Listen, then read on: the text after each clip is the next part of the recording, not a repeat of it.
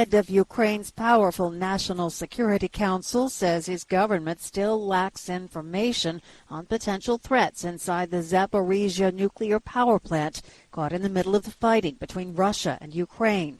That's despite an ongoing inspection by a team of United Nations monitors who arrived at the site on Thursday. Ukrainian official Alexei Danilov told AP on Friday that Ukraine needs additional international support to demilitarize the area around the plant, which is occupied by Russian forces but still operated by Ukrainian engineers. Zaporizhzhia is Europe's largest nuclear plant. Experts fear the continued fighting near the plant could lead to a radiation disaster. Safeguarding the supply of power to Ukraine is another issue. A man has tried to kill Argentina's politically powerful Vice President Cristina Fernandez outside her home, but the handgun misfired. AP correspondent Charles de Ledesma has more. Authorities say the man was quickly overpowered by her security officers in the incident on Thursday.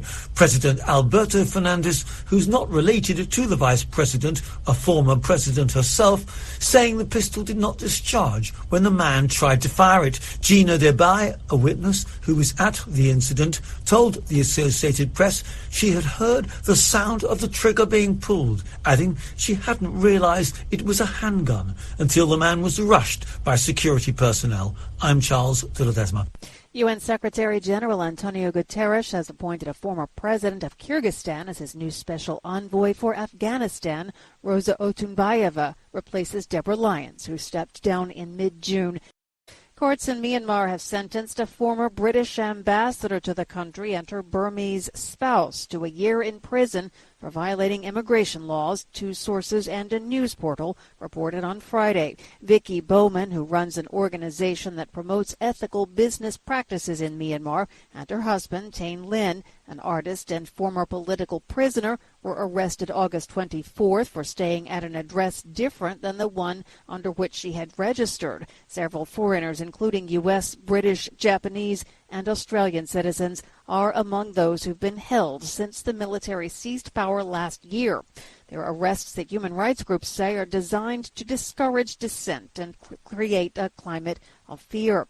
The Myanmar Now news site reported the verdict. The sentences were confirmed to Reuters by the Assistance Association for Political Prisoners. That's an activist group that tracks detentions.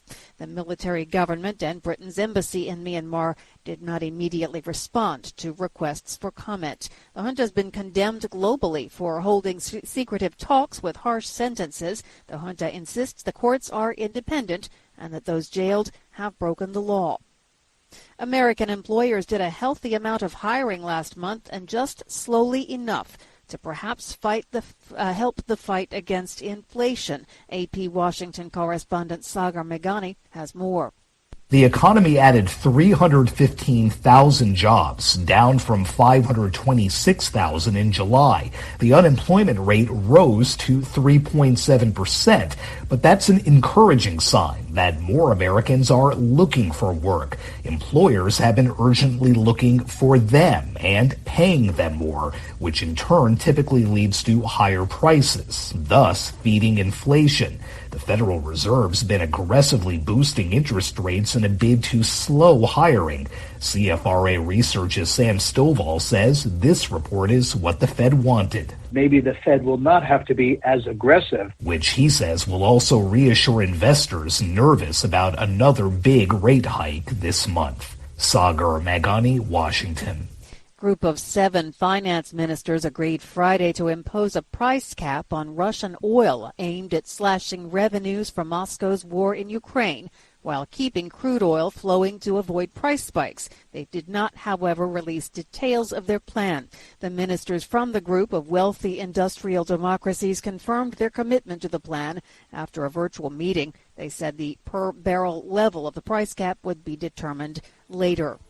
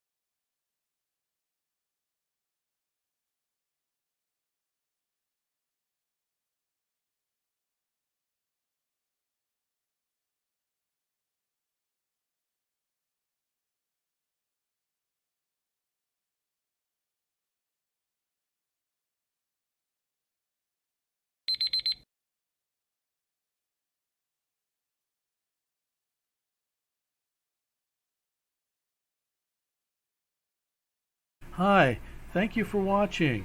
I hope the videos are useful for you. Please subscribe to my channel using the button below.